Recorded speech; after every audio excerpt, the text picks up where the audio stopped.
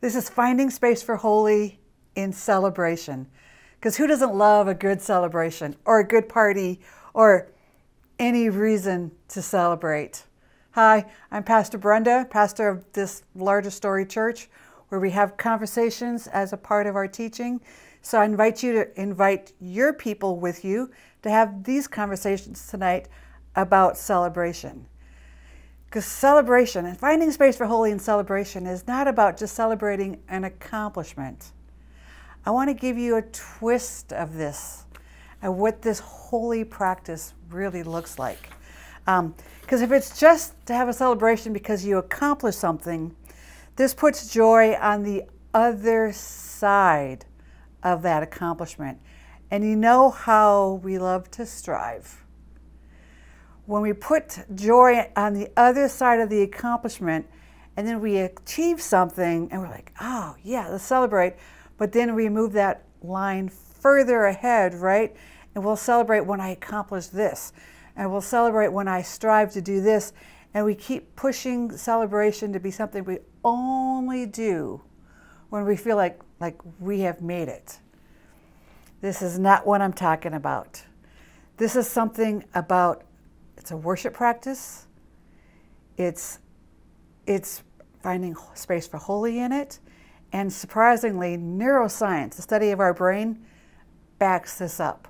Like, we need to put this kind of a practice of celebration into our daily life to help our brains grow. So celebration is available to us at all times to cultivate joy in the life we are already living. Celebration is Sabbath rest. This is a weekly rhythm that says, I will celebrate my rest because I'm worthy to rest. And if you look back in the series, we have a whole topic on celebration. Making space for holy and rest. Celebration is holidays. It's, we're near to Christmas season right now. It's celebrating. That's all kinds of celebration involved in that. We're not celebrating because we feel like celebrating Christmas. Christmas is coming. So we celebrate. It is just happening. Celebration is food. Yeah, it often involves food, and that's good. Celebration becomes traditions. We have a lady in our church that on the last day of school, she picks her kids up. They go to Outback Steakhouse for dinner. And then they drive around this little town that I live in called Occoquan. And they just drive through and honk at our house. This has now become a tradition. It's a celebration. It happens on the last day of school. It happens no matter what the kids' grades are, what their accomplishments are. It just happens. Celebrations are traditions. Celebration is an act of gratitude, worship, a holy moment, showing yourself to God and saying, in this moment, I am worthy. Celebration is a spiritual discipline. It is leaning into joy because you are worthy to celebrate the big and the little things. It is intentionally drifting towards joy. I love that visual. Drifting towards joy. There's a reason why a liturgy is called a celebration of worship. We're showing up here to celebrate and worship, no matter what happened the day before. Today is enough. Today we celebrate. Coming to church is a celebration. It's a discipline, right? The week has been full of fill in your blank. But I'm making time to celebrate, to feel worship, to remember God, and also to laugh. At least if you're part of our church, there's always moments where we just get to laugh together, and that's part of celebration. Celebrations happen in rhythm in the Old Testament all the time. It happens once a year. It happens every 7 years. It happens once a week on the Sabbath rest. These feasts roll around, and the Jews just celebrate. Not because they're in a mood to do it. It's just, this is now the Feast of Tabernacles. This is now the Feast of Shabbat. We're going to celebrate. This is what it is. It's just time to celebrate. And I love this rhythm that the Old Testament gives us about celebration is one we can really capture. Because when you celebrate like this feast is just coming, so we're going to get ready to celebrate. We're celebrating in response to the goodness of God to us. not a reward for accomplishing something special. We're just celebrating because of God's goodness towards us. And this is quite countercultural, right? This is not celebration of something you've earned, but we celebrate to remember God's goodness to us. Our theme verse this entire series has been this. Matthew 11:28-30 is, "Then Jesus said, 'Come to me, all of you who are weary and carry heavy burdens, and I will give you rest. Take my yoke upon you. Let me teach you, because I am humble and gentle at heart, and you will find rest for your souls. For my yoke is easy to bear, and the burden I give you is light.'" How about we just celebrate that we have a Savior who gives us rest for our souls? That's a reason. We celebrate to remember God's goodness to us, not our accomplishments. So this is your first conversation question to have. How do you celebrate God's goodness to you? Have that conversation. I'll be right here. So question about your brain. Does your brain lean towards trust or suspicion? We have a whole Lead Your Brain series back on our YouTube channel. And when you practice celebration, we're actually retraining our brains to lean towards trust instead of suspicion. You know, if you lean towards suspicion, you know how suspicious you are of everybody and how your world becomes small. But when you practice celebration, all of a sudden your brain is, you're just retraining your brain, creating new neurotransmitters, and all of a sudden your brain starts leaning towards trust. And this is making your world larger. You are not free from getting your heart smashed, but you are just seeing the goodness of God in the world because you're celebrating God's goodness to you. And when we do this, we are not at the mercy of our accomplishments for this type of celebration. We're not deeming ourselves worthy to have a celebration before we celebrate. Again, the celebrations just happen. They're on a calendar. They're here, whatever. They just happen. And also, when we practice celebration, we don't have to live at the mercy of our phones to find joy. Right? But there is a difference between celebration and escapism. And I bet you're thinking about when we start celebrating all the time about that party animal from high school or whatever. They just celebrated to numb their souls, and they never were real people, but they were just escaping from their pain. There's a big difference in that. Because when you celebrate, when you make space for holy to celebrate, you're able to hold the reality of pain and joy at the same time. Yes, you're coming to church together with us on Friday nights, and it's been a hard week, but you're making this a discipline, and you're showing up, you're having this celebration of worship, and the week has been hard, and we had some giggling outbursts of laughter from one of our conversations, and you feel the joy. This is not escapism. This is able to celebrate. You know that time when maybe you're weeping your guts out, and then someone says something and you start giggling, that you start crying again because you're giggling so hard? This is a celebration moment because you get to have both. The largest story is no matter what happens, I'm okay because I have life in God. And here is our reason to celebrate. Romans 12:15 very simply says, "Rejoice with those who mourn, rejoice with those who rejoice, and mourn with those who mourn." We get to have both, but there's still reasons to celebrate. Now, hurry, or the rushing of the day, or that crazy busy. Again, we have a lesson back there on the YouTube channel on crazy busy and finding space for holy in that. Hurry is the opposite of finding space for holy and is incompatible with celebration. So here's your next conversation question. How is hurry or rushing or crazy busy incompatible with celebration? have that conversation. I'm right here. Good conversation, right? So let me add some more to this for you. Let's talk about awe, A-W-E, awe.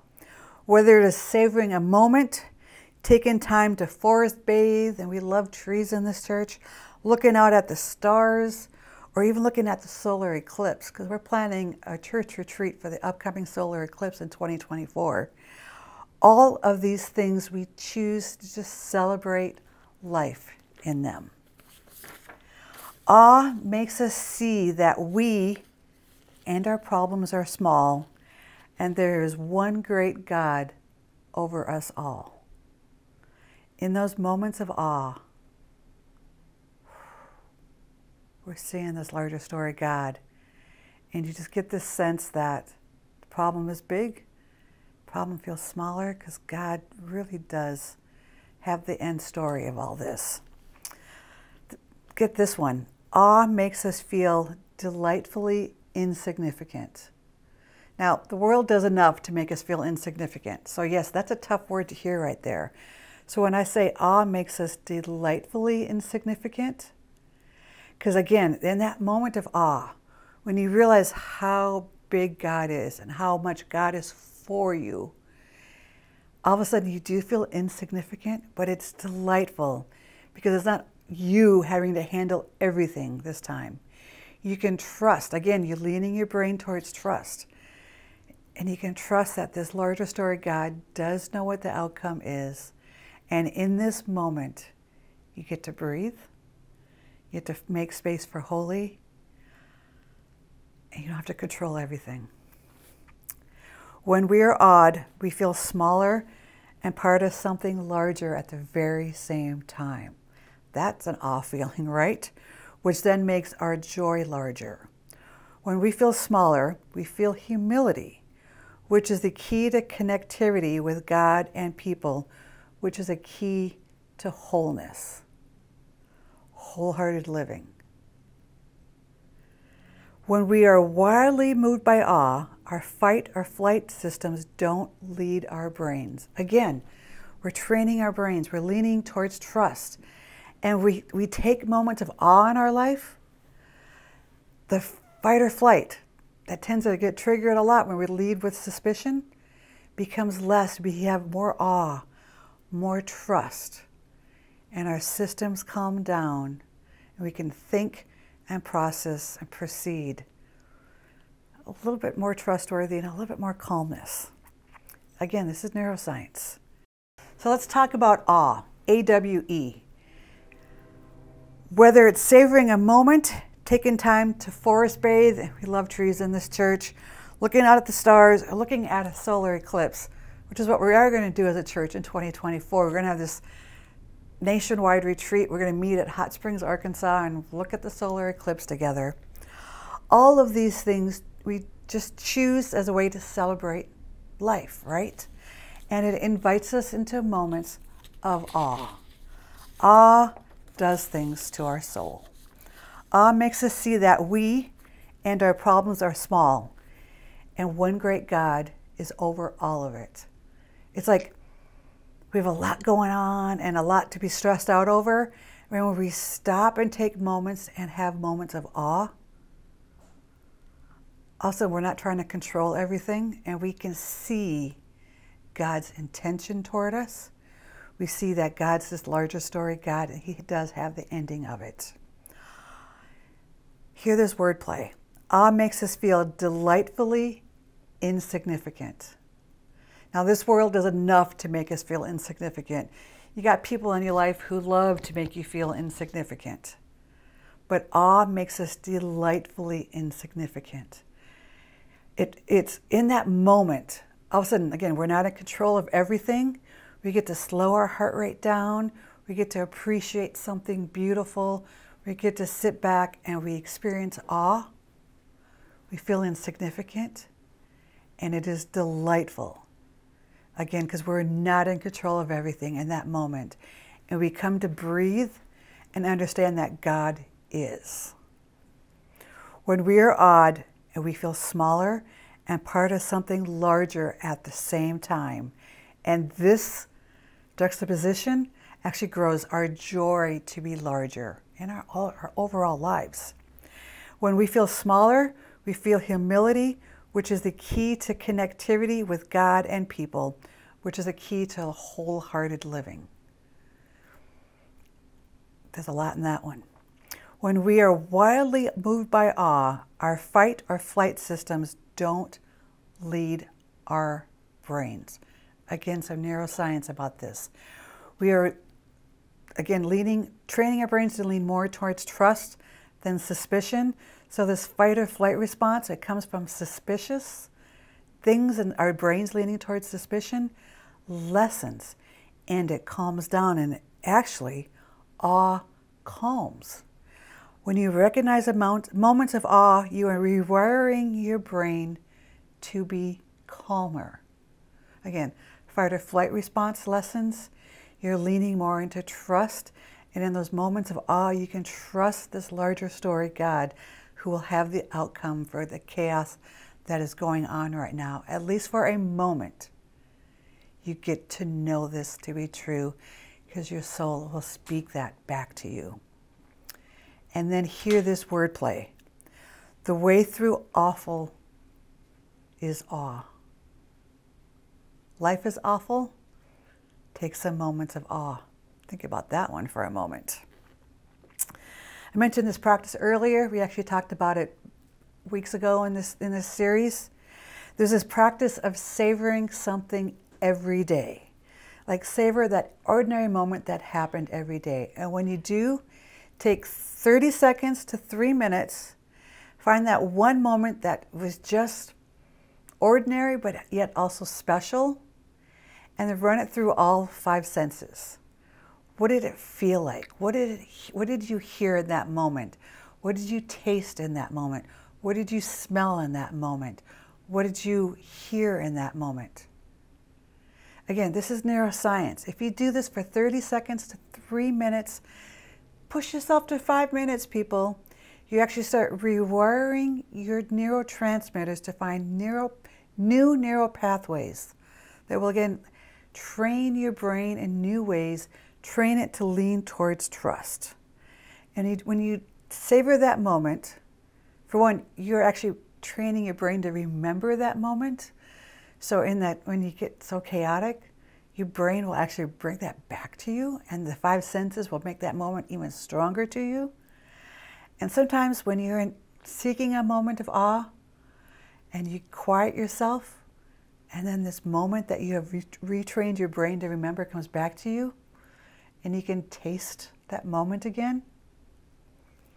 Now that's a moment of awe, and that may give you a reason to celebrate. So, this is our app for the week.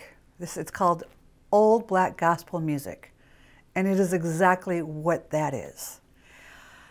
I don't know what your history is, but the Big C Church has got some strong history on the black side of our church. Really good songs that sing of trouble, trusting God, and overcoming. And you may not know how to make a playlist of that, and this app has done that. It has got some of the classics sung with all the emotion that those songs deserve.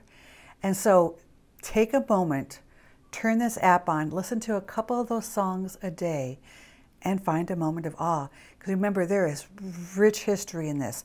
There's rich trusting in God in these songs. There is overcoming in these songs. And these songs tell the story of our church, of how there are people in our Big C Church sung these songs of trust to God for that larger story, for that ending.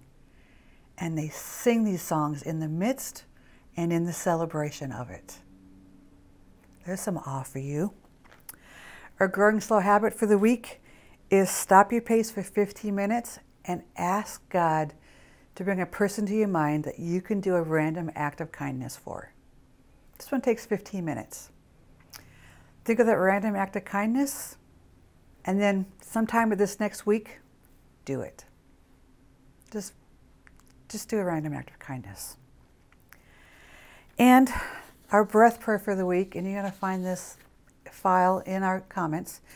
This is, again, a liturgy. Remember, liturgy is just saying a celebration of worship.